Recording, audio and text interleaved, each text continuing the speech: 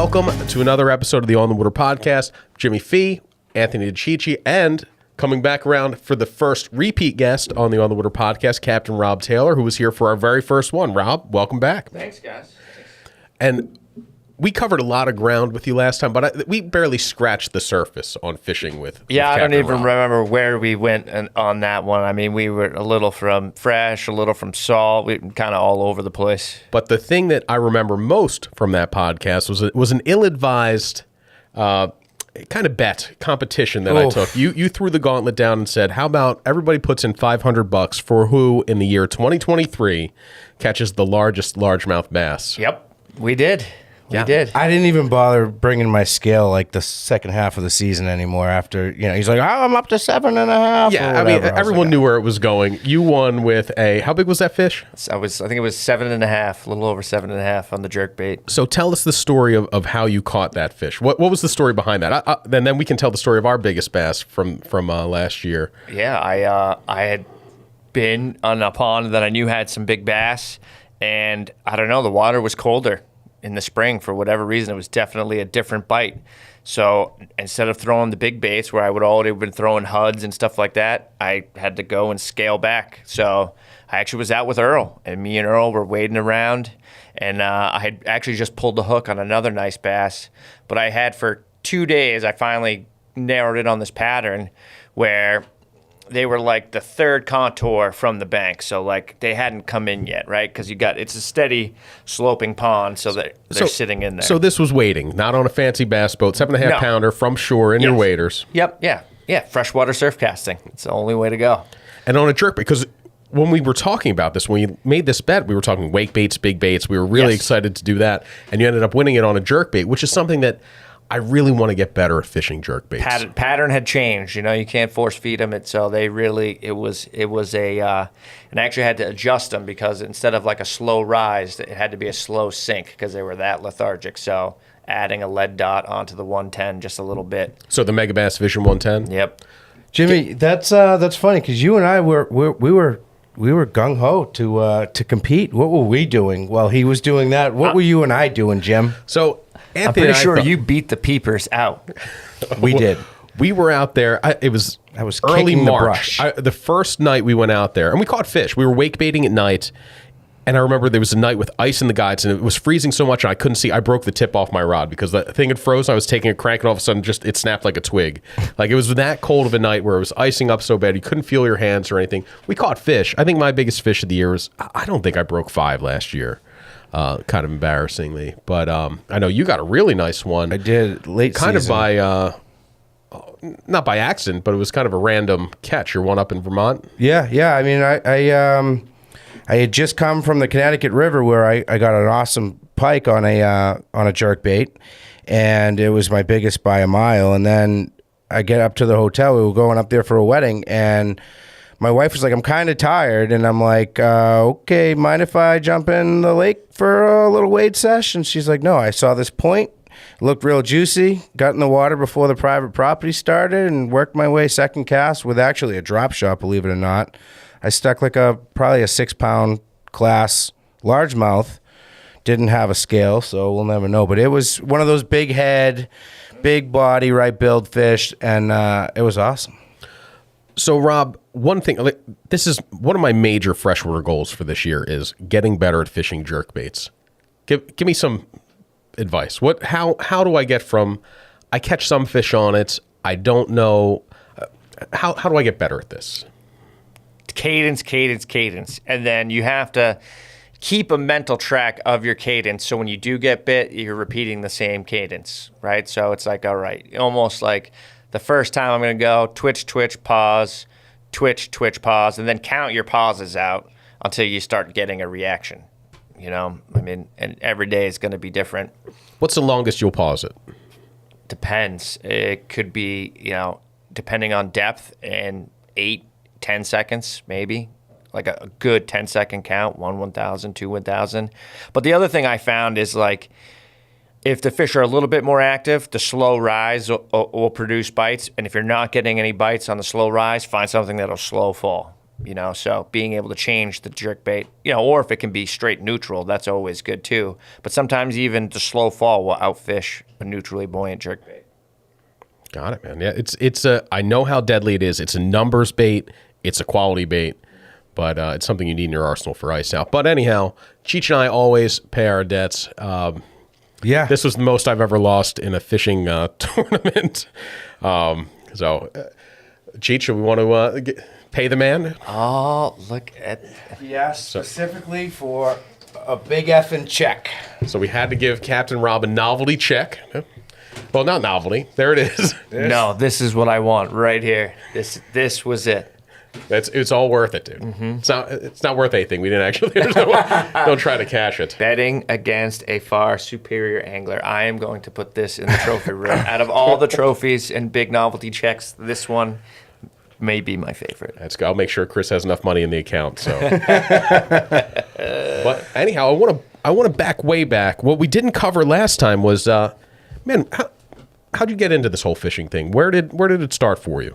Oh, man, if we were to go back to that, it would have been fishing with my father, and a lot of that actually started when I was 3 up at Sebago Lake in Maine. So, started with the freshwater gig, fishing with the old man. So you guys are from central Massachusetts originally? So we are, yep. And then my grandparents had a cabin on Fry Island, and then eventually my father and my mother got a small place on Fry Island too, just a little A-frame cabin, so that we would go and just fish out of the old sea nymph up at Sebago. That's awesome. Yep. In fact, I remember my first big smallmouth, caught it on a live crayfish just outside of Jordan Bay. There's like a little series of like small islands, just crayfish on the bottom.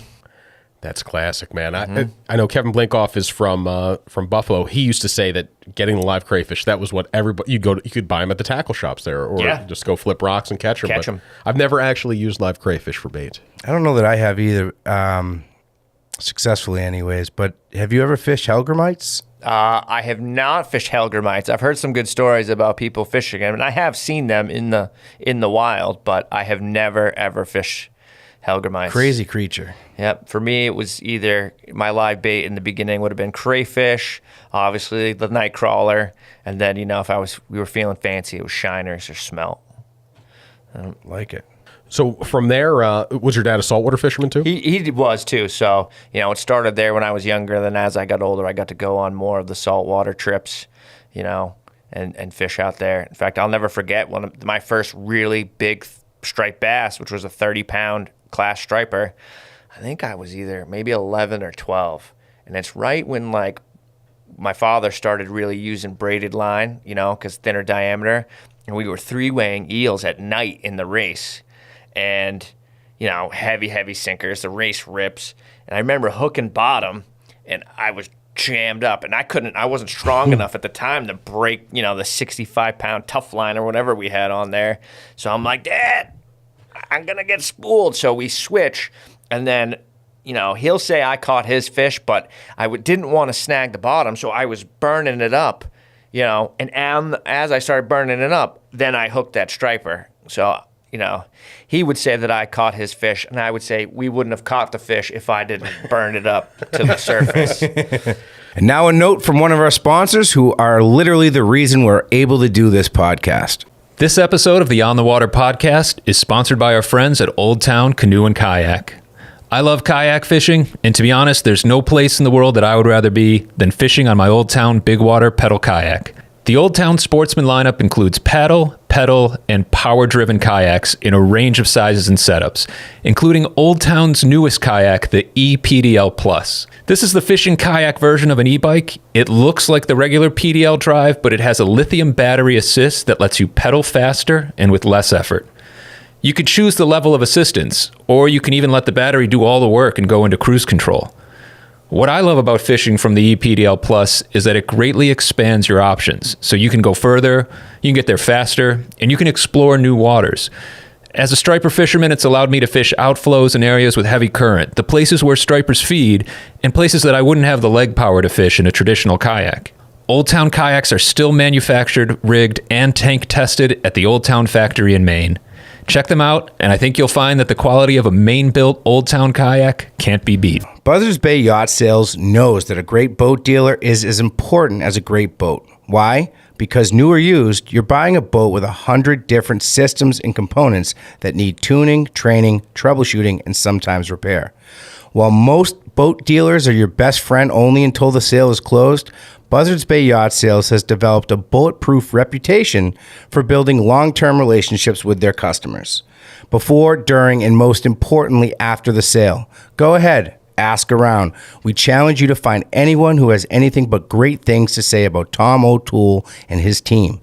With 6 locations from Freeport, Maine to Jupiter, Florida, including Marblehead, Massachusetts, and 3 offices on Cape Cod, Buzzards Bay Yacht Sales is committed to providing the best possible product, customer service, and support for both recreational boaters and passionate sport fishermen. It's true, who you buy from is as important as what you buy. Visit buzzardsbayyacht.com today. I heard stories, I think it was Arden Gardell. We were out giant tuna fishing a couple years ago. Yeah. And he said he was there when you first really got into surf fishing. Oh, yeah. Yep. So that was when you were in college, right? College, yep. Yeah. Where I started. Well, because he's the one that got me to fish in the wetsuit. Right. That's what he said, Right. Because he's from New York. And, like, you know, it was much better than what I was doing, which was filling my waders full of water all the time, you know. And where'd you go to college? Roger Williams University. That I wish I'd had the foresight to know what I was going to end up doing when I grew up. Mm-hmm. And I would have chosen a college. It was like, that's produced so many fishermen, that college. And you were real close to the water. You could fish constantly. I went to, I was 90 minutes. I was 2 hours from saltwater where I went to college. And so we actually, even on campus, they had a small pond that was outside of the, I guess it's the aquaculture building now. I mean, it was small, like little. Then they had a few koi in there. And back then, you could keep herring. So herring were not illegal to harvest. So we would go and dip net our herring, and then we would keep them in that koi pond. Was our little bait pen. Yeah. That's incredible. Bait pen? That's awesome. So how often were you fishing in college, man? I don't know if I want to say, but a lot. You know, I spent more time fishing than partying for sure. That's awesome, man. And so you got out of college and you worked a couple years at the Saltwater Edge, right? Yep. Did the Saltwater Edge thing, tried the sales rep thing, then went back and in between tree work, you know, and commercial fishing. I did that all the way through, and then decided that I wanted to guide and commercial fish. That's awesome, man. It's been great. I remember when you graduated to your fiberglass boat, saw the original Real Easy, fished on that one, now fished on the current one several times, and every year it's my favorite trips seem to happen on that boat, man. Yeah, I think I would say it was like fishing with like Corey Petrazik, Billy Sylvia, BJ Sylvia, you know, Dominic Petraka, because back then, before I was a guide, those guys were all guides, and I was doing mostly the commercial side of rod and reel, and I was like, maybe there's something to this. So how do you like it? So how do you like taking other people out and having those experiences? It's awesome. With them? Yeah. Awesome. Yeah, you've got to be a pretty loyal client. But it's funny, we when we put you on Instagram or on YouTube, on the Water one, there's without question somebody's like, "Oh man, I've got a trip with Robbie coming up," or "I just had an amazing one." I mean, you certainly have a loyal. We have a good time on the Real Easy. We do have a good time. What was the first Real Easy? What rig was that?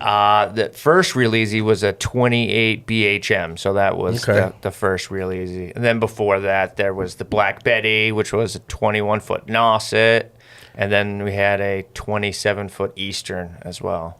Nice. Yep. So working at the shop, great way to make connections there. Oh, yeah. With all the captains, especially one like the Saltwater Edge, which was just a hub of. Yeah, I mean, we were just die-hard surf casters. I mean, you know, it was surf fishing was an everyday affair. You know, back in the days of the On the Water Cup, you know. I mean, I was going through like 3 girlfriends a season because, you know, they'd forget who I was. So, you know, because we fished every day. Because I remember talking to people and they'd be like, "Wow, you caught so many big fish during that season."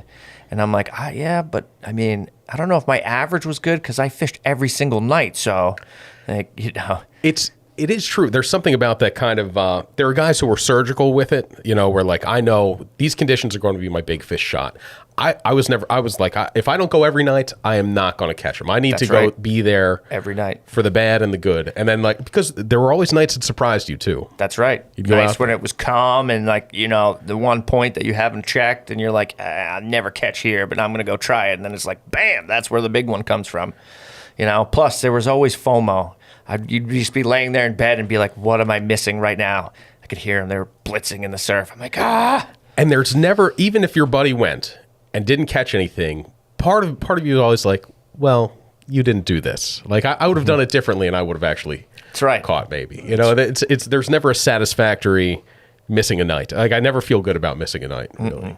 So what of all the fish you caught in the surf, you were super serious about surfing. I know you still get out there, but not quite as much. Not as much. More on the fiberglass rock now. Mm-hmm. But what was your most memorable catch out of the surf? I think my first 40-pound fish was my most memorable, because I think that season I was up to like 280 fish over 30 pounds in the surf, and not one that was 40 pounds. And I was weighing every single one. I just couldn't break it. It was like a curse. And I thought it's because I had gone from a 30-pound boga and I'd saved up and I bought the 60, and then it was the curse of the 60-pound boga. That was a thing. I bought my 60-pound boga, and somebody said to me, you're never going to top 30 now. Like now that you did that, you're never going to break 30 pounds. And it was just maddening. And then finally, got one on a rig deal off Ocean Drive. So what was that your favorite way to fish, rig deals, you think? Nah, I liked all of it. It's tough to say what my favorite way is what's working. Yeah. Because like I like to start off the night just getting bites, whether it's a schoolie or anything. I just like to catch fish. So big fish come, when they come. But I just definitely like to get bites. So I mean, honestly, I think my favorite way to fish is a bucktail. The bite you get on a bucktail, and not like jigging it like you would in the canal, but swimming it, in the surf and stuff like that is an awesome hit. But, then sometimes it's like the bite on a needlefish is cool too, because they're all different, cool like the needlefish, it's such a subtle thing and you're connected to it. And when they hit it, I mean, obviously, we've all had the nights where they tap it and you're like, what the heck? Why is that little tap big? Is it small? Like, what was that? But anything when they slam it, I guess. So swimming the bucktail, like you said, you like swimming it as opposed to bouncing bottom in the canal. When that was my first like real surf fishing revelation. I was at Montauk and I had bucktails. Everybody's fishing fishing bucktails there under the light. And to me, I looked at it, and I was coming from freshwater. Like, that was predominantly what I did. Being in Philadelphia, I did a lot of largemouth bass fishing. I looked at a bucktail, I'm like, this is basically a jig and trailer with deer hair instead of the silicone skirts. So I'm bouncing it along the bottom like that, and I'm not doing anything. And then some old guy goes, no, he goes, try this. He goes, as soon as it hits the water, start really slowly reeling it in. Give it a twitch every 5 cranks. He goes, you just want to swim it. He said, you don't want to bounce. Don't let jig throw you off in the name of that lure. Right. You want to more swim it. And since then, it's like me. It's probably my favorite. Bucktails and needlefish are my 2 favorite ways to fish. Yep. Feeling the tension when it's coming in a different position in the waves. You hold up a little bit because you know that it's fluttering. Then as it comes down the face, you got to speed it back up a little bit. But I know one of your biggest surf bass was on a darter. Mm-hmm. Yep. Actually, it was. And it was actually on the darter, then off the darter, then back on the darter. I mean, that is the craziest thing. Yeah, that 52-pounder was like... It ate twice? 51. So what happened was, when I was fighting it, I felt this all of a sudden. The rod was loaded up, and the rod became violently unloaded and then reloaded. And then the fight was back on. And then as I landed the fish, when I reached down and I grabbed him on the side of his mouth, I got stabbed by something. And I was like, oh, and then I repositioned it under the jaw, pulled it up. When I put my light in and I wanted to see what stabbed me, it was the hook, part of the treble hook on the VMC where it's welded on, broke off in the fight. And then it was hooked completely on the opposite side of his face. That's so crazy. When the hook parted, luckily, when he shook his head, it came off and then rehooked on the inside of his mouth. That fish was meant to be, man. I think it was meant to be. Yep. It's funny. It's as many ways as you can lose them. Just to have one hang on like that, that's pretty That's pretty cool. But these days, your season starts in the boat. We caught our first migratory stripers together last year, I think. Yeah, remember we were out right. tog fishing with BJ. Yeah, remember we had to scurry through his boat because he had nothing. I mean, the plan was to go out and catch some tog and, do Which the we shakedown did. crows, which we did. We got some nice tog. But then all those stripers, I mean, they were already like 30, 33-inch class stripers blitzing on top on small herring. So it was the end of April. We went out there. We had a great day of fishing, tog fishing, bounced around. I caught my biggest ever tog. How big was that, Jim? 9.5 pounds. All right. So Just making sure it wasn't 10 yet. I'm getting ever closer to the double-digit tog, and I don't want it just to happen that fast. We had a great day, lots of fish, and you guys, it was kind of your like pre-trip. Like, okay, making sure they're here, and you guys. I think I kept a couple to eat, but you guys put them all back. You're like, no, this is my bread and butter for the next couple weeks. Yeah, and I mean, and I still, I knew we were going to be back out, so if I needed some fish to eat, I was working off the last of my sea bass supply anyway. So we're running up the bay and then see a giant flock of birds, and that time of year could be. My first thought for that early in the season is they're over sea ducks. Because how often do you see them and they're diving on cormorants or sea ducks early in the season? It's not actually fish. But we get a little closer and all of a sudden you see some big bait spraying. And there was, nobody had been talking about striped bass that size yet. And we found, like 100-yard long school of them making their way. They must have been in on that tide. Yep. Yeah, they probably came in on that tide, but because that tide came in, so we were actually just probably following them in that whole time, and we finally caught up to them when we came around the other side. And it was that classic scramble where BJ's like, I've got this here I forgot about this one last year when I went to clean the boat. So here's this random topwater, here's a tuna popper, and whatever you can throw in the bilge. Yeah, I dug up a dock way in the depths of his boat. I was like, I know there's one in here somewhere. And they ate, dude. We caught a few of them, and then they kind of dispersed a bit, and we called it a day. That was it. That's one of the worst feelings when you're like, you encounter something unexpected and you just don't have what you would normally have if it was. Oh, dude, I remember part of the menu. The early times surf fishing, and then I was actually fishing for tog on shore. So all I had was hooks, weights, crabs, and some albies popped up because it was late in the season. It's August when it reopened up. So I remember cutting up my Stop and Shop card. I cut my Stop and Shop card in half, put it on a hook and on my three-way, and I was casting the three-way out and trying to burn it through, and I actually caught an albie on a piece of a Stop and Shop card. It is true. And I was always the guy that when I was a kid growing up, I would see that enough. I'd be like, I wasn't prepared for this. So eventually I got to a point where I had the biggest tackle box that they bought. The thing weighed like 40 pounds. It was a giant Plano box, and it had trays full of everything. So at any one time, it was like, here's my fluke rigs, here's my albie stuff. And I would cart this up and down jetties. And to this day, I'm not really like a minimalist. There are guys that go surf fishing. They've got a 3-tube bag on their belt. I've got my 6-tube bag that we put out a video on.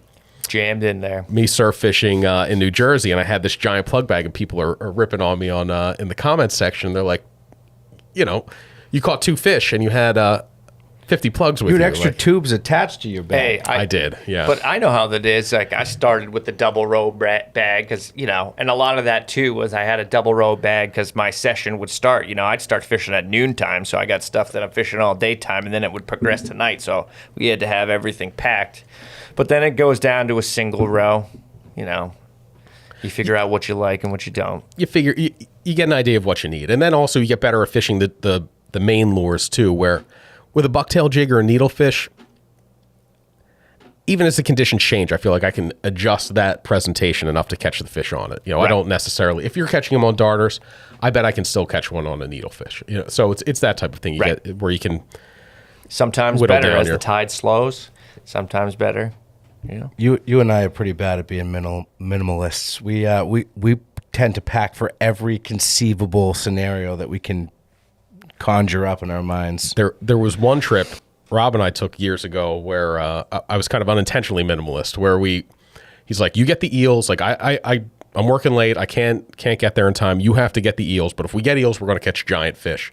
And then we had to take just a classic Rob swim where I'm like where I hit the halfway point, so we had to swim to this rock, and it was one of those where I'm exhausted and I'm thinking like I'm almost more than halfway.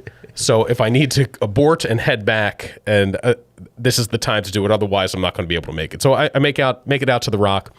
We run across, and before we had to get to a different angle, and a wave like took you out. Yeah, a wave blasts you off the rock, and it's just me. And I'm like, oh, okay. Well, I hope he comes back. Yep. Always find my way back. So you came back, and they're like, all right, where are the eels? And I had them in a mesh pouch on my belt. And one had like wriggled out, opened up, and we had 0 eels. Mm-hmm. And I think we each had like 2 bucktails as backups, but the plan was always eels.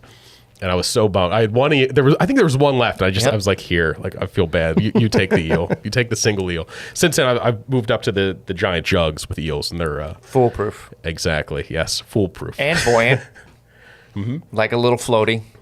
So that was a big learning moment. I was so bummed because you're like, there's big fish here. I know we're going to get them. We just need eels, and that was I lost them in my panicked swim across the those English little Channel short trips where you're kind of forced to be a minimalist. I think that's where you get the most strides in like figuring out like, all right, I got nothing but jerk baits with me on this trip or something like that. I'm going to get this dialed in because that's all I have to fish. And I think that forces you to kind of figure out. Yeah, if you're trying to get into something, for sure. I mean, that's even like, just like you said, swim baits. When you're getting into swim bait fishing, it's so hard to really get the confidence in it if you've never used them, right? Because if you have both rods, you're like, 15 minutes goes by, you haven't got a bite, it's easy to pick up a shaky head or something like that, and then, you're going to catch on that, where sometimes if you just bring the swim baits, you really force yourself. And then once you get one bite, you can get a million bites, right? It's just what you have confidence in. I mean, that's rule number 1 in fishing too, is like sometimes if the bite is very good,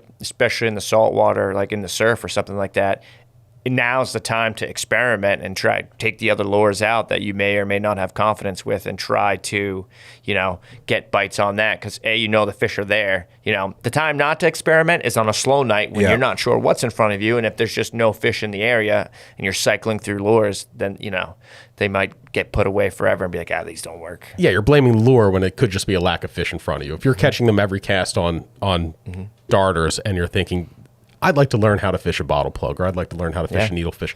That's when you do it. Even like the vertical jig bite, right? That's when I like to experiment with colors sometimes when, I'm crushed them on the green and it's like, all right, well, I already got one on this and like everyone's hooked one. Like, let's try silver, pink. Let's see, is color making a difference? Sometimes actually it is. And then it's like, wow, a bunch of times I've had retrieves through the fish, didn't get bite. Let me switch back to this color. And then other times it's just wide open and they'll eat everything. And on our day last summer, one of the things that you'd figured out at that point by mixing and matching the colors was that the yellowfin had a preference for pink. They did. While the bluefin were really dialed in on the green. Which is crazy to me, but that's just, when you're keeping tally of the clickers, how many is getting caught on each, you could see the uptick on the pink and the yellowfin.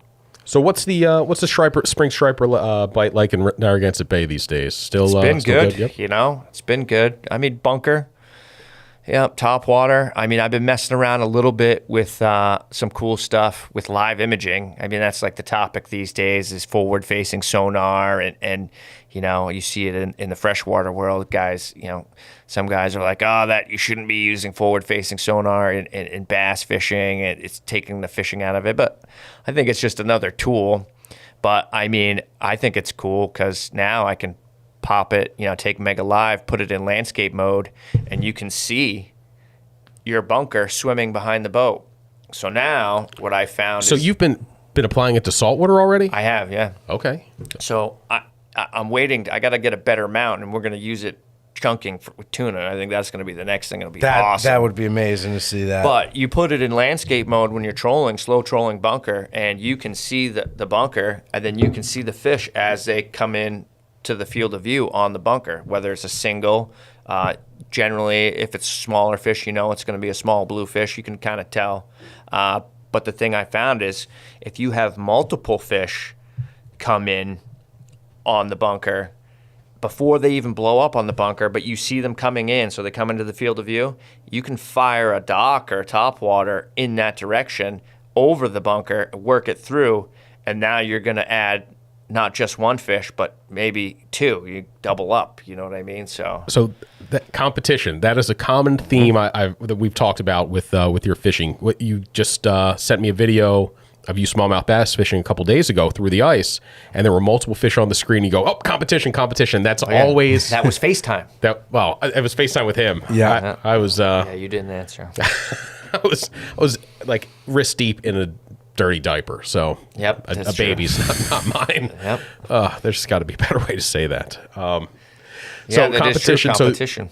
And have you been using the planer still for the? So I have definitely still experimenting with the planers. You know, it's tough because the weight of the bunker on the planer is heavy, so I got to kind of find the right ones. But I do like how it increases the spread, right? And then, you know, now it's just a question of separate rod for the planer or just do it inline, because inline has its advantages versus having one separate on its own rod. Then the line releases from that planer. So, yeah, still trying to figure that out. I mean, because it's amazing how, you know, a lot of the guys, especially down south, I mean, I see things from like Chuck Timon or whatever. I mean, he catches massive fish, and his spread is incredible, right? I mean, 12 to 18 eels at a time. So, and a lot of times in the spring when we're fishing mudflats, we need to cover water. So I think having that spread and having more of a footprint helps when you do come across a few bass, because, you know, sometimes we have big schools, as you've seen. When we were live chumming that day, we were actually on our way out. Remember, we were leaving, and we saw those things when I was going about 15 knots, and that was a big enough school. But, you know, I think picking off some of those 2 to 3 size fish pods where there's only 2 to 3 bigger fish, having that wide spread that means that you at least can present a bait to them. You can get it to them in time before they're out of range. Yeah, exactly. So one last question about the bunker. What circle hook you like these days for them? Anything that's got a really wide gap. So I've been experimenting with some mustads, some owners. I do like the owner makes a inline tournament grade 1, so it's not offset, but it has a very wide gap. It almost looks goofy because it's kind of big, but when you're slow trolling a bunker and you're pulling them, the weight of the hook and the size doesn't affect it as much because you're pulling the bunker forward from the hooks. So, you know, he's getting dragged essentially anyway, so he's just keeping up. It's not, you know, I'm not letting him free swim. And that wider gap is just the increase in successful hookup ratio with that circle. You know, and they're laser sharp, those hooks. Now, is it a 8-0, 10-0? Oh, it's a 10-0. Yeah. Oh, that's a big hook. Big. That's what I mean. It looks goofy, but look, I don't think it doesn't affect the action on the bunker, and it when they come and they swallow them whole, I mean, it's getting around the jaw. You know what I mean? And it's funny. It's still successful. Even like a 28-inch striper on a really big bunker, sometimes they have a hard time eating it. So you'll watch them hit it a few times before they actually target it and get it head first. But when they do, that hook still works even on smaller fish but when you get like, I mean, a 30+ pound fish, it vacuums. That bunker's gone. So that hook is going all the way around the jaw. I mean, you got them. And you're hooking them through the nose, or are you still bridling? Still bridling them. Yeah, okay. You know, unless it's in a pinch. Sometimes if I already know I want to get a bait out quick, and, you know, I won't spend the time to bridle it. I'll hook it through a nostril, just get it out there. It doesn't have to be pretty when the action's hot. You know what I mean? Just make it happen. Get it out there. So eventually you get to a point in the summer where those fish that were in eating the bunker in Narragansett Bay kind of push out front to the ocean. Yep. How do your tactics change then? I mean, if I can still get bunker and it's available, I love to bring it with me. But then we're going to fish with eels. We'll start trolling the tube. Jigging bunker spoons, actually. Well, not bunker spoons, but flutter spoons. That's been huge. I mean, honestly, sometimes there's days where it's like I don't even bother with the bunker because I know that the flutter spoon just crushes. What's been your approach when it's like I'm going to the bunker spoon? Like, what's your program like? The flutter spoon.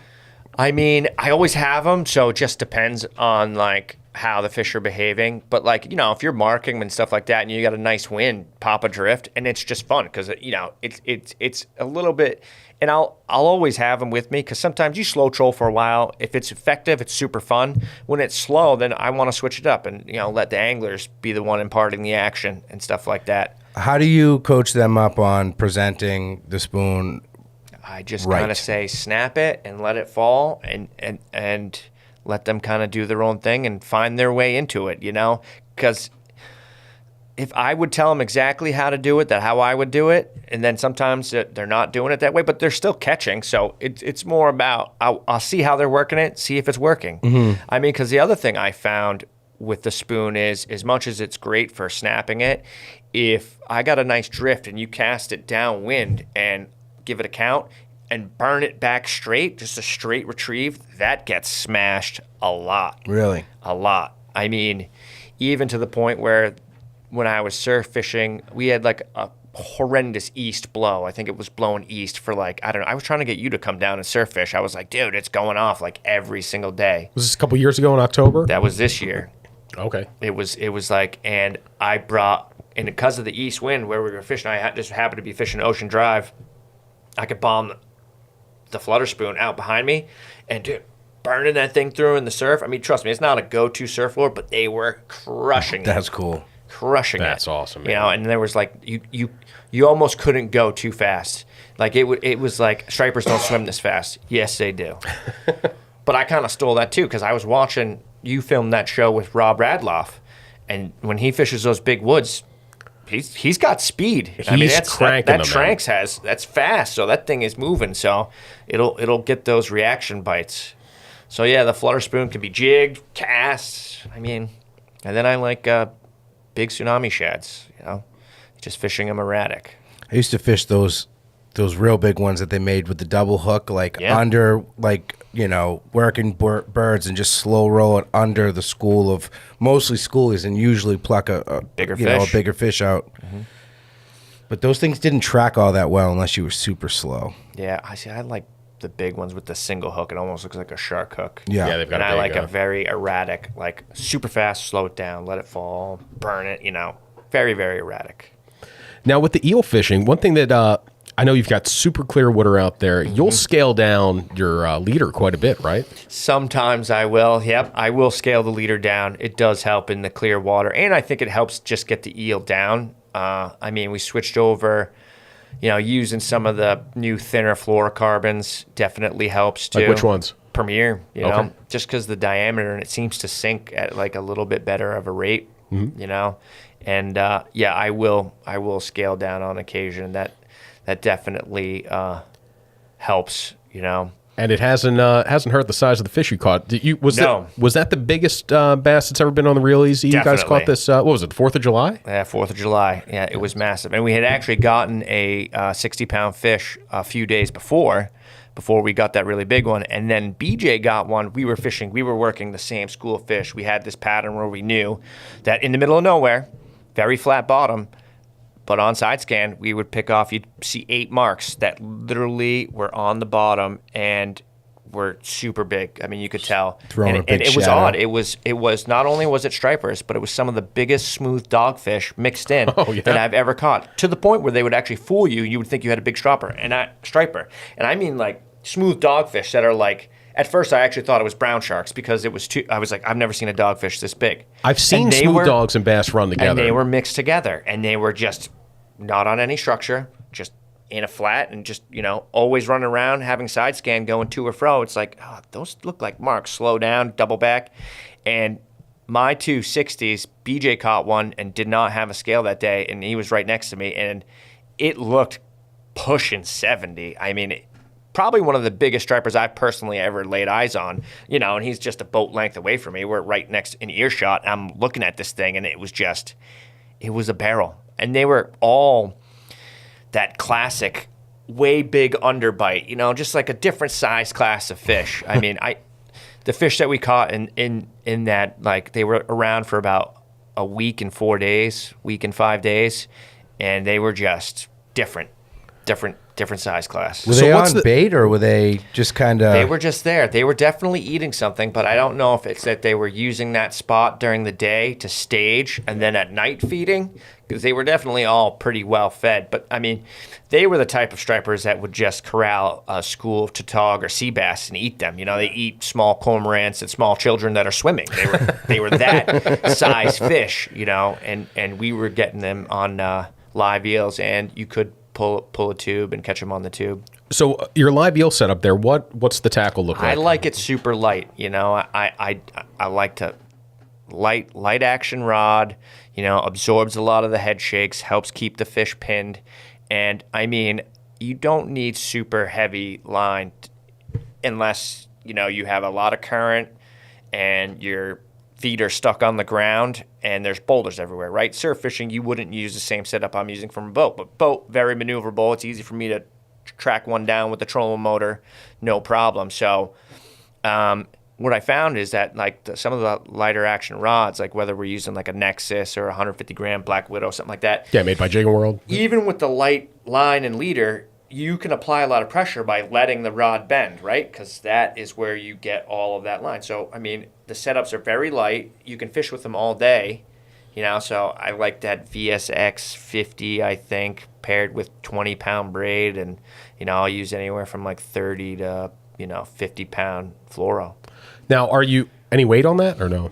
Sometimes weight. Just depends on how you can present the eel, right? Eels presented with no weight are pretty natural looking, but sometimes it's just your drift and everything.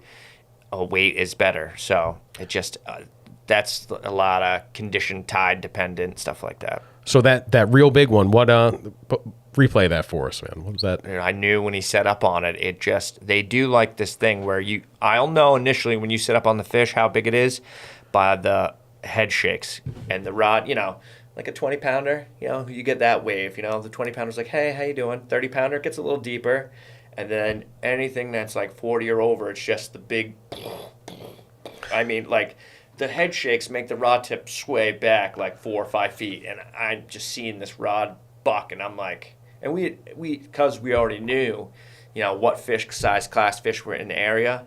And I think actually I had beefed up in the fluorocarbon department. I went a little bit heavier just because, we just knew that they were monsters. And I was like, all right, here you go. I was like, lean back on the fish. I put pressure and try to slow him down. But, he was a freshwater angler also. And he finessed it just right because the leader was compromised. Because I think that he had actually hooked up to a bluefish, and he had put his own eel back on and let it back down, and I didn't check it. We're normally after someone, but I was like, we were on the fish, so I wanted everything to happen quickly, so he just did it. And I'm pretty sure if anyone else had hooked the fish other than him, probably would have lost it, because, you would have thought he was fishing like a Ned. It was just perfect, and when it came up, I was like, I got a big net. I don't know if that's going to fit in the net. Damn. That was a common theme of the last podcast, is you had a lot of fish that got away source to the point where you jumped off the boat to try to wrangle one that got away right next to the boat. But, it sounds like things have been falling in your favor a little bit more lately. Yep. And so we did a quick hanging weight, I already know. We tear the net out, just weight it in the net. So it's cradled, did it, handed it back to fish. His daughter took a quick photo, put it back in, thing swam away. Hopefully I'll catch it this year. That's awesome, man. Yeah, I mean, you've seen some monster fish the last couple of years, seeing plenty of big fish off Rhode Island, so that's good to see, man. Yep. It's good to hear. Yeah, between there and Block, I'm surprised someone could catch a fish in that 70-pound class somewhere between, Newport and Block Island in the next year. I mean, even some of the fish I've seen come out at Block are, we did one trip coming in from tuna fishing where we stopped on the ledge just to do some daytime striper fishing because we burn out from catching tuna. And I couldn't believe it. I think every fish we caught was over 40 pounds, during the day. And we weren't, I didn't even have eels. We were just slow rolling the Ronzi paddle tails. They were crushing them. So one thing you said about the flutter spoons, it reminded me of our trip with Chris Megan last summer, where we were out. We filmed jigging tuna with Rob out south of the vineyard, where there was tremendous tuna bite for the better chunk of the summer. Yeah. And what you said about the flutter spoons just a couple minutes ago is you let the customers figure it out for their own. They do their own thing. You don't give them you don't tell them too much what to do. Let them you gotta, feel it out. I got to coach a little, but they have to be comfortable with how the style they're manipulating the jig or flutter spoon. So if you were going to tell someone how to work a vertical jig, the advice you give wouldn't be what Chris was doing, but it was working tremendously. Chris was letting the jig. So what you'd said early in the trip, you're like, these things are grub and sand eels on the bottom. And Chris took that and he thought, okay, I'm going to keep my jig in the mud. And that had actually worked a week prior to that, where we had a day where it wasn't about jigging the jig. It was about keeping the jig in the sand. And it was some of the most frustrating fishing I'd ever encountered. I missed that one. Because when Chris went up 4-0 on you, you started to sweat. I'm there. If there was an article on how to jig for bluefin tuna with metal jigs, like I was doing it, I was taking the textbook approach. One lift of the rod for every turn of the reel. It was the sandiest sand eel that anyone ever saw. That's what my jig was doing. Chris was basically his cadence looked more like fluke fishing, where he was basically like slow lifts, just letting that thing just kind of flutter along, and he kept hooking fish. And he did this thing, and he always. But remember, we switched the rod on him because his jigging cadence with that rod, the tip actually helps swing the jig up perfectly. You had a slow pitch rod on board. At the beginning of the day, you go, here are the classic kind of fast pitch speed jigging rods. And then here's a slow pitch one. It was the Jigging World Luminous series, and they have a slow pitch one as well. And you go, if we want to have some fun, here's that one. So Chris tried that. I think he caught did he catch the first fish on the slow pitch? And then I took it from him, and then he caught several more. He caught a couple more on the high pitch. Then I swapped back, and he took that and caught another one on the slow pitch, all before I hooked one. And it was, it was tough. It was tough to be Jim for a while. I could see your face. I love that face. You just can't, you know what? It's like golf. It's just you against the fish. It's not you against somebody else, or you'll get so psyched out. The insult to injury of the whole thing was I'm jigging away, and Rob goes, whoa, look at that whale. And I take my head away and look, and you did the classic like prank where you whack the butt of the rod so it feels like I got a bite. And I go, oh. And then I look, and you're laughing. In that same moment, Chris hooks up, and I was like, "This just isn't going to be my day." But it did end up being my. Like we evened out at the end. It ended up being everybody's day. It was everybody's day. That was incredible, and we were outside the main fleet a lot. But I'm sure by design. But you were just follow the fish.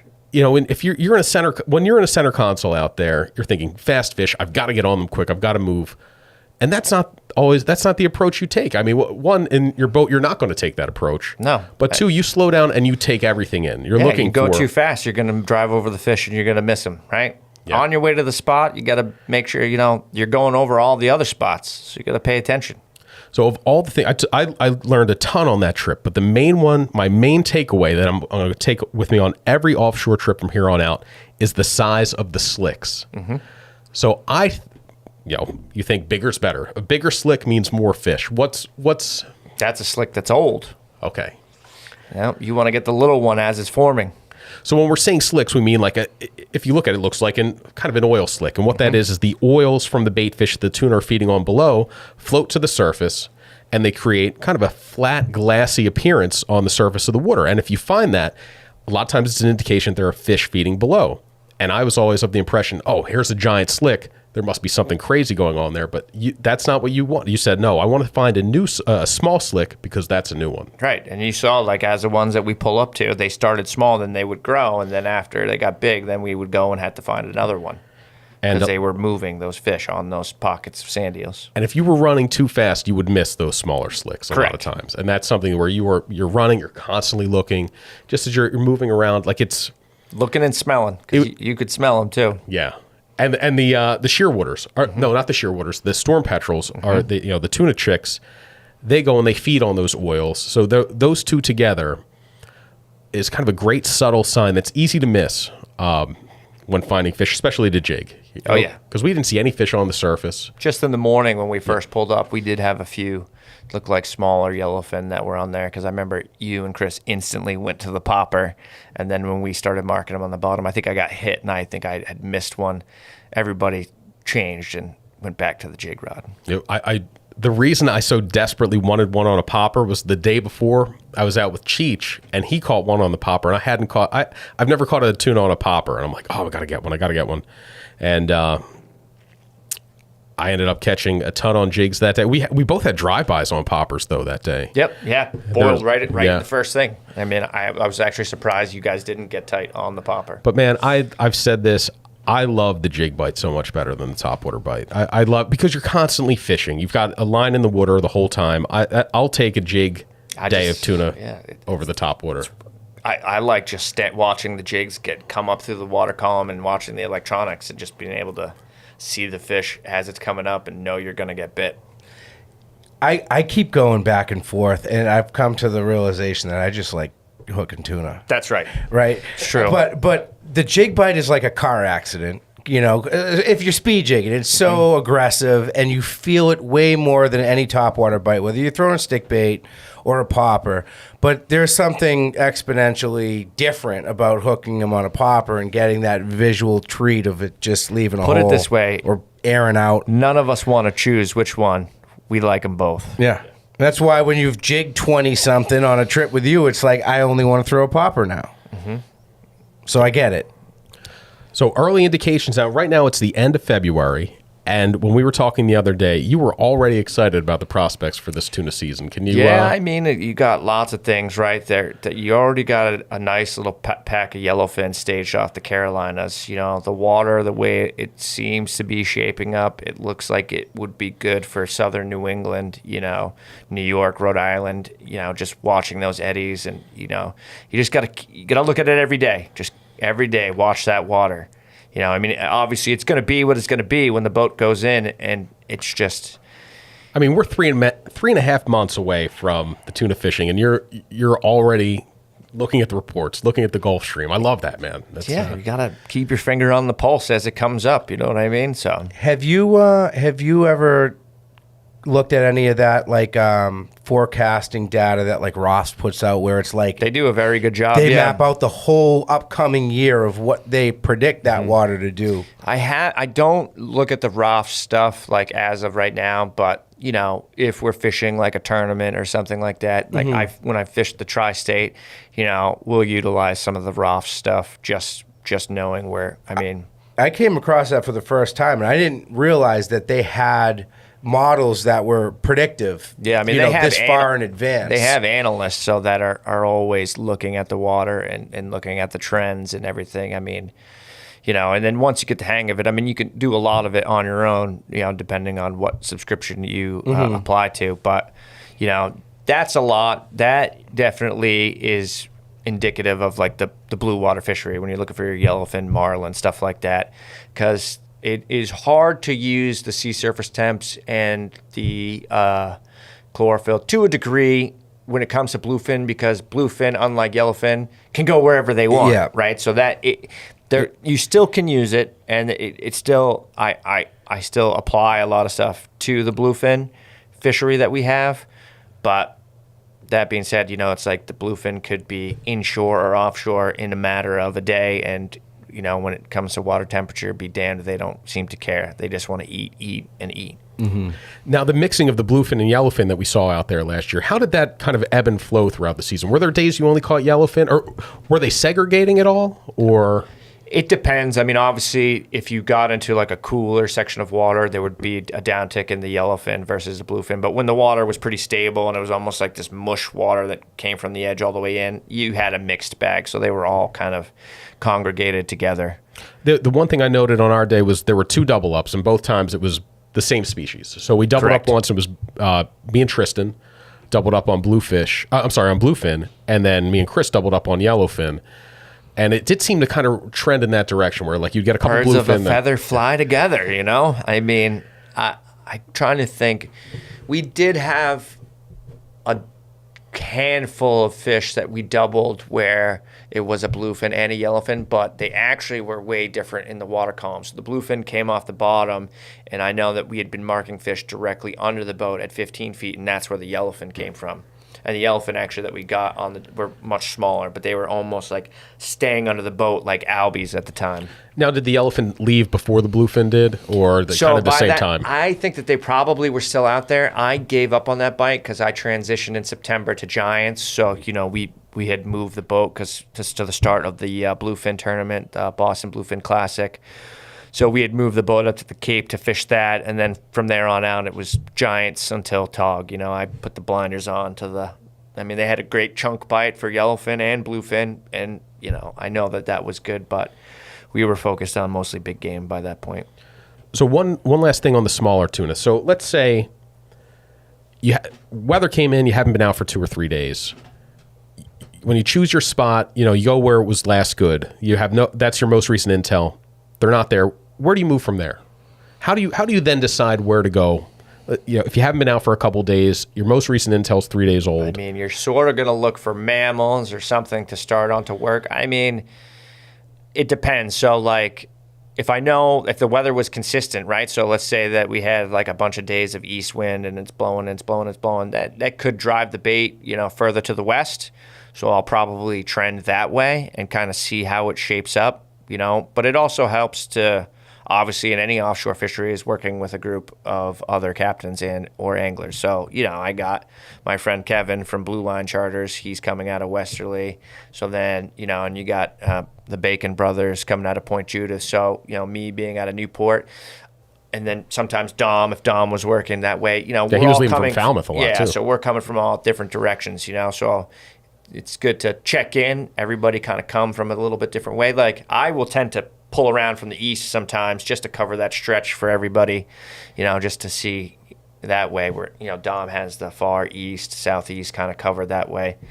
And normally, with 4 of us, we can find something to work on within the day. Yeah, I remember there was a stretch like that where I don't think anybody had been out for a couple of days and we were going out, and your main advice was, you're going to see a spectacular marine mammal show. You're going to see a ton of whales. Go avoid that. You said find the small life. Yeah, because the fish hadn't been on that big life. Yeah. They had been on that small life. So, it's not that there weren't fish there, but very few, and most of the ones that we encountered in that crazy life show were bigger at that point. And they did. The small fish did come back into that life.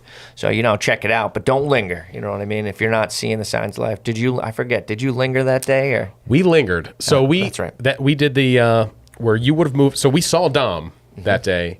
He stayed there for a little bit, and we kept trying, and then Dom took off to try somewhere else where he eventually found them.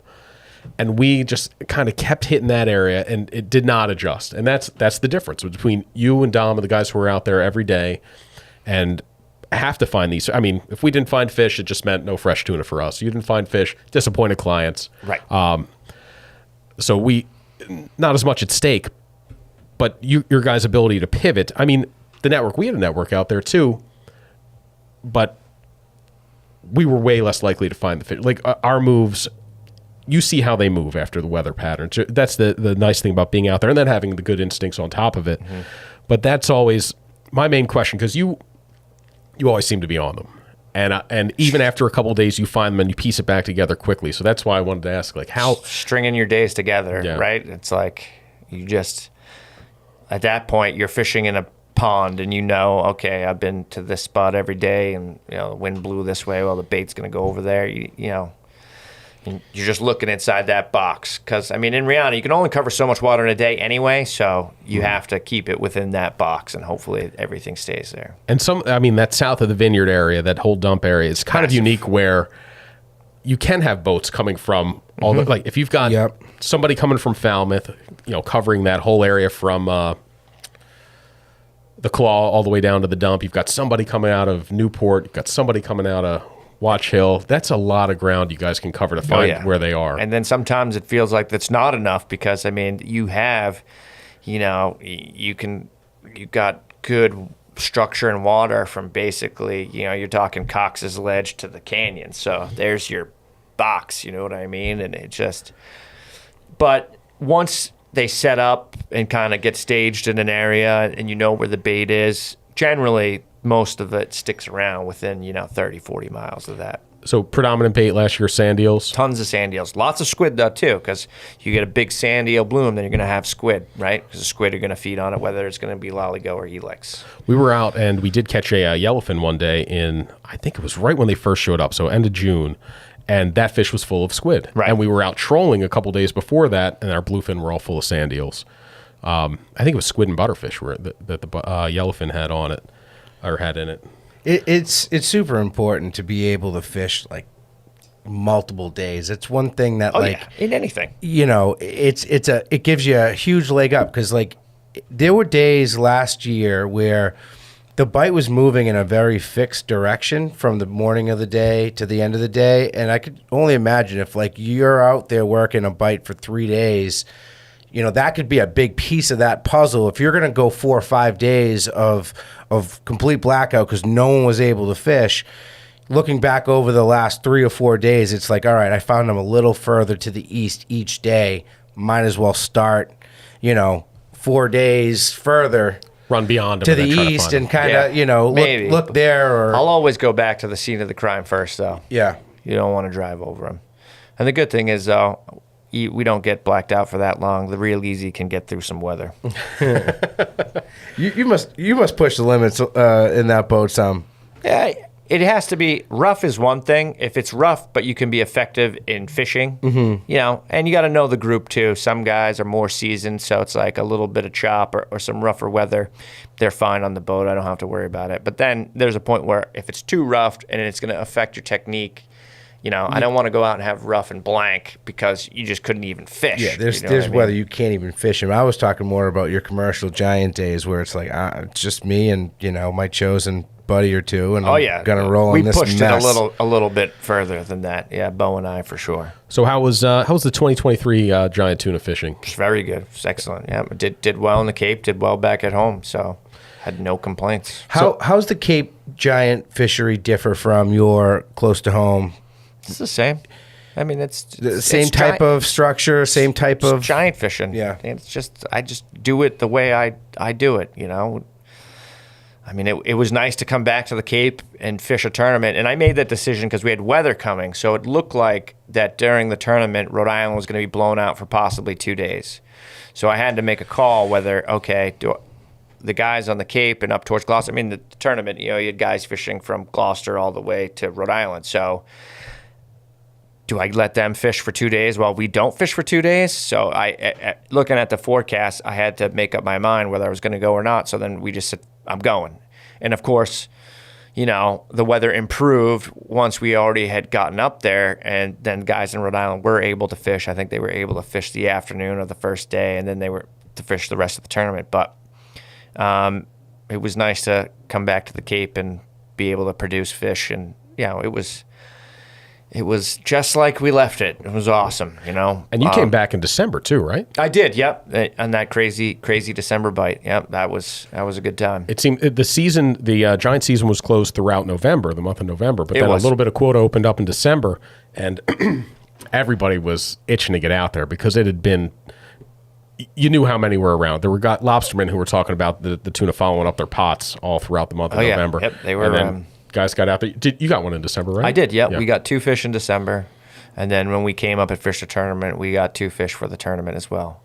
Although inevitably we lost, we ended up finishing 3rd, and 2 Rhode Island fish had bumped us out. So, lost by 7 pounds. Now, you were out with Earl in December, and you guys hooked a poor beagle. And then didn't the poor beagle have like a giant bite mark out of it? Yeah, something had bit the poor beagle. I don't know what it was, but it wasn't like it was a small poor beagle, but he had a good bite chunk missing. Like a shark bite or like a killer whale bite or what? Wouldn't know the difference, without really analyzing it. Whatever it was bigger than the poor beagle and hungry. There were a lot of orcas around last year. There was Old Tom, who is the orca that kind of comes through every year. He's a loner. He hangs with a bunch of dolphins. He eats dolphins. And while eating them. It's kind of a precarious friendship, I guess, for the dolphins. But he showed up, and he was at the Regal Sword. A bunch of guys saw him this past year, Old Tom. But then which was really interesting. I know to the scientists, there was a pod, like I think they thought a family unit of orcas that was also spotted. That was a little bit further offshore, but that's. Have you ever seen a killer whale? I have not. What's the coolest thing you've seen on your offshore trips? Oh man, I don't know. Everything's cool, from mola molas to basking sharks to, free jumping threshers are always cool when you see those. I've never seen that in person, man. That's got to be so cool. To acres of bluefin blasting bait. There's always something cool to see, Sometimes it's just the little things or the big things. So one story we didn't really cover last time you were in here was the story of your biggest giant tuna. The one you had with Lou DeFusco and the one that had Lou and Ralph and you had an all-star crew on there. I did, yeah. And my favorite part of that story is when you went to harpoon it, man. Tell us that one there. So, take it from the start. I want to hear this. Don't skip to the end, full story. Look, it was nothing out of the ordinary. We were, on a drift. We were fishing some pogies. We had some decent fishing, in Cape Cod, and far floater that had been doing it all year. Kept that bait 40 feet. And it was the wind was blowing, but the tide was blowing against, so it's actually a slow drift, which was perfect. And the fish was just an asshole. It was a big fish. So we had Ralph, and I had been using these prototype rods. It's the Daedalus blank that Jigging World makes. So, and Ralph had wrapped them up. And, obviously standard giant fight. We're fighting it for a while. And now we have the fish pretty much down and dirty, and we're at like 2.5 hours, and this thing just won't budge. So, I keep turning the drag up every 10 minutes to see if I can make him come up, and everyone's like, what are you doing? So then I put the boots to it, and then even that wasn't enough. So then Lou got on the rod, and I had to tell Lou, I was like, you have to start palming the spool. We need just a little bit pressure. I was like, look, connections are good, but we got to put more heat on this fish because he's not coming up. It's just, it was no gain. He'd come up a little and go down. It was the same. I'm watching the depth finder, and I can see him. He's just 80 feet, does not want to move from 80 feet. So when he starts palming the spool, I start hearing this weird beeping noise, and I'm like, what is this beeping noise? So I'm looking at my electronics, and then I realize Ralph had this little watch, and it monitors your health and your heart. Well, his old ticker was going through the roof there as we're bending this thing, and we're putting the heat to it. So then finally Lou had started to make some gains, and then I really told him, I was like, look, every time he comes around, you're gaining here and you're losing on this part of the pinwheel, the rotation. I was like, when it comes to that, I want you to stick your hands in the spool and just hold on to that spool, and you cannot let any line off the reel. I was like, if you let line off the reel, I'm going to take you off the reel. And he melted the gloves because he was put it on there. But you got to trust your gear. That we got the fluorocarbon's good, it's strong. And I didn't see where he was hooked, but I felt like if he had been gut hooked at that point, we had so much heat, we would have ripped it out at some point. So it's like, we got to get him up. And then, he finally got the fish up. Then I was able to stick him, right close to the boat. So, and we got him. And it was, at the time, it was a decent sized fish. I think it was a little over 118 inches. So massive, man. Angry fish. They're all built a little different. It's wild. Was that the story you wanted to hear, or was it the one where the rod broke and I threw it over the rainbow harpoon shot? I will hear whatever story you want to tell, man. I would love to hear that. That sounds like a good one. I was thinking of the one you just described, the one with Lou putting his hand on the spool, and then you went to go throw the harpoon initially, but the fish was so big that you misjudged how far it was, and you kind of did like a check, like you held the throw. I check swinged, because I went to throw it, and as I was pushing down, and actually you could see it in the video. I can send you the video, but I realized as I was throwing it and I have it down, and I try not to let go to the last second, so I have it and I always hold it from the back. I'm not a javelin guy. I like to have it right from the back so I can push all the way through. Mm-hmm. And as I was throwing it, once the harpoon entered the water, I could see the tip of the harpoon, and I realized I had misjudged the distance and it was too far, so I pulled it out. I stopped and pulled it back out, and I was like, look, I could tell at that point I saw the hook. Right, the Mutu's in the latch. It's not going anywhere. Don't freak out. Just get one more turn, and then just poke it nice and easy. No need to freak out there. I didn't. If the hook had been, buried down below, I would have been ready to chuck that thing from anywhere. But because it could have come out at any minute. Come out at any second, or park the line. I mean, we've had fish, another 118-inch fish. When I stuck it, this fish was an animal. I mean, this was the craziest thing. It stayed on the surface the whole fight, and this is a different fish, so that we had, and this is actually a funny story in its own right. So the fish stayed on the surface the whole fight. It is just will not sound. It's swimming away from us. So what I would do is I would come along, and I'd back up to it, and I could get back. Every time I got within 30 yards of the fish, it would actually go all the way towards my starboard side bow, loop around, and would charge the boat directly, black back, at the boat. Did the same exact thing 3 times. So finally, I'm like, I'm going to take a shot. So then I had the harpoon, and I set it up right by the helm, and I'm doing the same thing. And then he veers off, and I'm like, he's going to do the same exact thing again. So I just kicked it back a little bit, grabbed the harpoon, and he did, and he turned, and he came black back, and I just chucked it, got him right in the head. Fish goes under the boat. We were able to get it, so we didn't run over the line. And then as we came tight to him again, he came to the surface and shook his head so violently and just chafed the leader instantly. So just had him on the dart line. Had him on the dart line, and I think, dude, we chased this thing to Gloucester, and then eventually he died on the dart line. But he did not go down. In fact, at one point we had gathered the dart line in, and I didn't know how well I got him, so we were pretty easy on the dart line, and we snuck up next to him, and he's just under the water swimming with the harpoon in his head, just like nothing happened. I'm like, I don't think this thing's ever gonna die. I was like, so we started to rig up a second harpoon, and then he slowed down, and then we were able to get the fish. That's crazy. So. Family owned and operated for over 65 years, AFCO represents unparalleled quality, performance, and reliability when it counts most. From inventing the roller guide to introducing the world's first pair of true fishing shorts, which are some of the most comfortable shorts you'll ever own, by the way. AFCO not only delivers products proven to perform on the water, but are true leaders of conservation as well. Their pledge to protect and conserve has 10% of your AFCO purchases going directly to supporting conservation initiatives. Beyond their fishing shorts, a couple of my personal favorites are the Barricade Elite bibs and jacket, as well as their line of Reaper sweatshirts, pullovers, and jackets. Check them out at afco.com. AFCO, any fish, any water.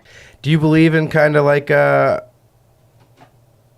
expiration date on a fight? Like my old man, his 3-hour mark was when he started really getting.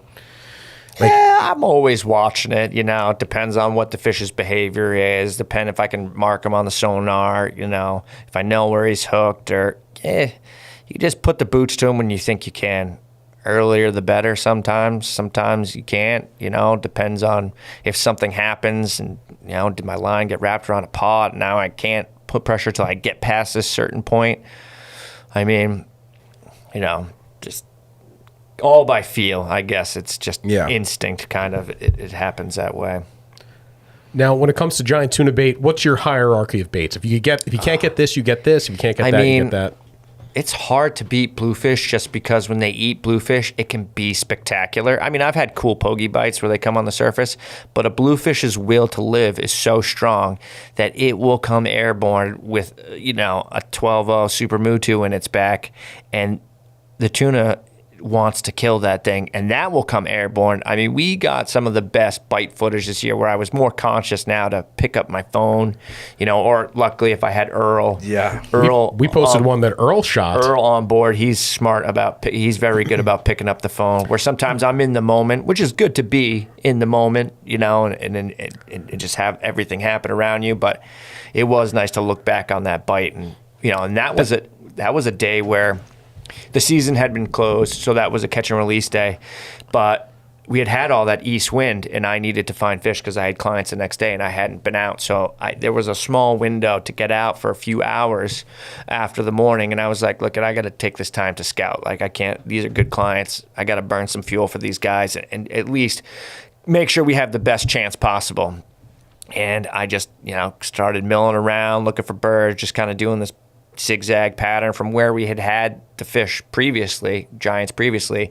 It ended up taking me about, I want to say, like 8.5 miles further to the east is where we ended up finding it. And it was the same thing. It was just all of a sudden 2 little subtle slicks I saw pop up, and I saw a couple of seagulls sitting down, and that we had schools of bunker is what was driving the fish. So the bunker and the gulls were kind of going hand in hand, and if you could find that, normally you would find the bluefin. And I was like, all right, we don't have much time. Let's just put a bait out and make one drift, and that's all it took. One drift, found him. Now, do you think that, I know the video you're talking about, Earl shot it. One of the funniest things Earl said, he goes, he sent it to me. We posted it on the Wooders Instagram.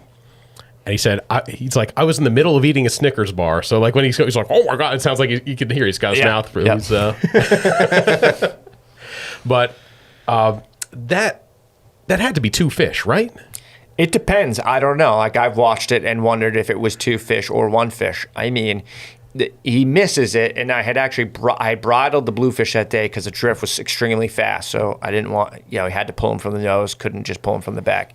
And he hits it, and it goes flopping out. He sends it into the stratosphere, but they can turn so well. I mean, I really think that could have been the same fish, because when he comes back, he has it, and he grabs it, and I saw the balloon jerk, but then he slowed down, and it wasn't like he kept that same momentum. Then the balloon just started going steadily away, and I was like, we're already, like, you could tell we were on, like... Because I think you were asking, at some point, one of you guys in the video goes, does he have it? Like, oh, he's got it. And then you hear the reel start to click. Mm-hmm. But you're right, yeah, he did, it slowed down right after slowed down, yeah. He smashed it. Once he caught it, then he was like, no, I got it. All no reason to keep sprinting if you get... So bluefish is the top bait, and we've had a couple good bluefish years in a row, so it's been pretty reliable for you to get your hands on. And pogies are good, mackerel's good. I mean, look, a lot of it's going to depend on the area you're fishing and what forage is available. Like when I came up in December, I didn't bring bluefish with me, right? I just went up on the bank, we fished mackerel and herring, because that's what was available. So that comes into play. I mean, sometimes even just trolling some ballyhoo. I mean, it's amazing how effective that is, and we don't do it as much. Nobody seems to, I don't want to say nobody, but trolling for giants seems to be a... there was a season up here on the Cape where, a lot of guys were catching fish out east in like this 83-inch class. I'm pretty sure like Colin from Cape Star, Dom, those guys had all been on them out further to the east.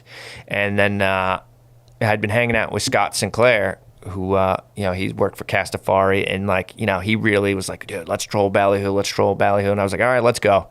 And we put time in, and it was effective. We caught plenty of giants. It seemed to, for me, it was a better approach on the half-beak fish than trying to run them down, because I'm not going to in a down east boat. I mean, I sometimes I'm in the right situation, and if they're feeding in a certain way, I can get to them. But I was way more effective trolling ballyhoo when they were eating half-beaks, and we actually were able to put a couple giants across the deck fishing that way. And then you go down to the Carolina, and that's all they do, pull the hoos, and they catch. So it's one of the things.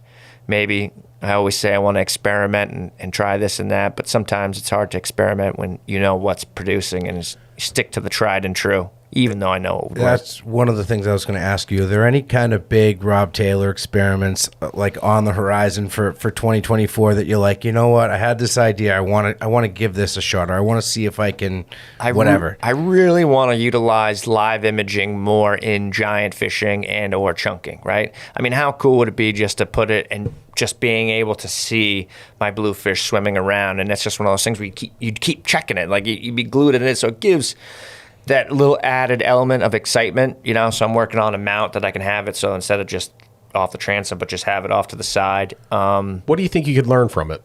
I mean, one thing is I'll know whether it's a shark or a tuna. Yeah. Because you can see that. So, on days when you don't have a lot of bait, then maybe if you see a shark sniffing around your bluefish, you just casually bring them in for a little bit.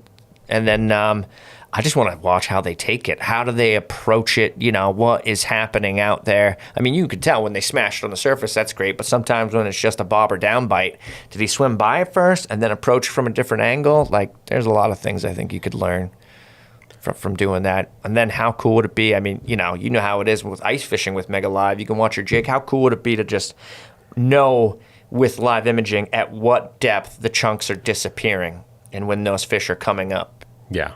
And then seeing how they react to your hook bait. You'll know. You can put your hook bait down. If they come up and sniff it and they don't like it, then maybe I got to figure something out and change it. You know, it'd be pretty cool to see that. I mean, even with the traditional 2D imaging, you can dial it in enough where you knew the attitude of the tuna. On the trip we were out there, you could tell by the angle of the mark. You're like, okay, he's tipped up toward my jig. More he's coming engaged. at it. Correct. You know, that's an aggressive fish. That's a fish that's going up and down fast. Mm-hmm. He's going to eat. Or as opposed to one where he's just kind of cruising. You could tell the attitude of that just from those marks. But that comes from a lot of experience of watching the... just staring at the matrix all day long, every day. All right, I've got one last question for you. Cheech might have a couple more. Let's say you've got a good clients, you've been fishing with them for years. They're coming up and they're like, Captain, it's your choice. But everything's good right now. The giant tuna fishing's great, but it's a catch and release giant tuna day. I'll throw that in there. Jigging for the smaller tuna is very good. Striped bass fishing's tremendous. Big togger biting. What are you doing? What's your day look like there? We're tuna fishing because if it's catch and release giants and there's small fish firing, we can do both. Let's go. Well, we're going to burn your arms out on the small fish, and then I'll let you rest up, and then we're going to go hang a big one either. And it depends on, if they're not too big and we have 80-inch class fish, we can do that on the spinning gear, depending on how that pans out. Like we were able to do that this year, or last year, 2023, where catch some small ones and then, all right, let's go vertical jig some 80-inch class fish. Whereas, if they're real big, maybe we'll try to burn you out in the 130s. I think that's a cool day. Seeing put a tag in a big one and take a small one home to eat, and then tag some small ones too. That's a dream day, man. Mm-hmm. I also lied. I had one more question. Shark fishing. Yes. You getting a lot of call for that now? We still do shark fish. Yep. Yeah. What's is it waning? Is it more is it getting more popular? What are you seeing? Yeah, I think it's staying the same. Yeah. But it's one of those things where, we'll go shark fishing and then it could turn into a tuna trip too, because it's very hard to pass up, when you have tuna around. But, we try to catch and release makos when we can. We tag them. So there's a good amount of tagging effort. And, it still is popular. Because we do have threshers. A mako is just one of those things, and threshers for that matter. It's like, the amount of air they get after being hooked is a sight to behold. You know what I mean? It's like, once you see it, you want to see it all the time. Oh, yeah. It's the only fish that I've probably, the highest jumping fish I've ever seen hooked. We've hooked makos that I swear they clear 20 feet, backflipping. It's incredible. And it seemed this year there seemed to be a little bit more makos being reported. For the first time in a long time, it feels like guys were running into makos a little bit more. And we have had, the fishery's been closed for a few years now. And it is. I still haven't seen it back to, like the heydays of, when I was, in my early years in college and we would make it offshore. I felt like there were makos everywhere. But, if it trends in the way it is, maybe it'll get opened up sometime in the future. But, it's one of those fish that even still is fun catch and release. You know what I mean? And it does well as far as releasing. It's a big West Coast thing. Guys go out there, they target them with light tackle, the pups, and even some of the big ones, and then they let them go. It just that just hasn't seemed to catch on here. I think it'd be a lot tougher to catch one on the fly here. Not impossible, but... Earl and Taylor Brown have been out there and done it. You know what I mean? It's just it's a sight thing. So you got to get that fish chummed in. But it's definitely possible. Look at the one thing that's nice is if we have a tuna trip the day before and we get a bluefin, I'll take that rack and kind of grind down the rack and make whatever's left over. It makes the ultimate mako chum. You put that in the water and then the oil slick. It's like they just come marching. It's mako's cartwheeling is about as cool as it gets for aerials. Threshers, however, many of the ones that I've seen come out of the water, it looks like it's the first time that fish ever jumped. It's almost like just like frozen still. It comes up and back down. Yeah, it's like a whoa. What am I can't believe I'm doing this. But the coolest one I ever saw was we were fluking in the shoals and it was chasing bluefish and it came launching out of the water and it was still swimming in the air. And that was the first time a thresher didn't freeze in the air. And that was really cool because it just had all that tail just still wagging. It was badass. Well, that's what it looks like on that video that you were in, where that day that we were giant fishing and we had all threshers before I had to make that move. And yeah, he just kind of. Yeah. That was so cool. That was a fun day, man. I mean, we ended up hooking the giant and losing at the end of the day, but the threshers, that was so cool. And they were all big ones.